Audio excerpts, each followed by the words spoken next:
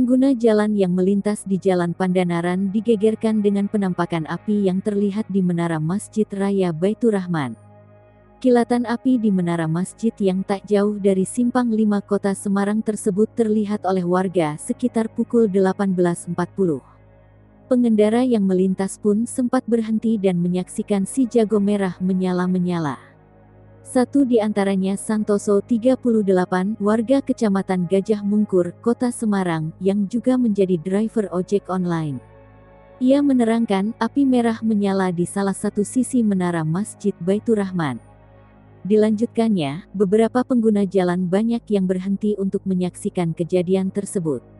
Kabid Operasional dan Penyelamatan Dinas Pemadam Kebakaran, Damkar, Kota Semarang, Trijoto Poejo Sakti, saat dikonfirmasi sama dengan menerangkan sumber api dari panel listrik. Ditambahkannya, kini kondisi sudah aman dan sudah ditangani.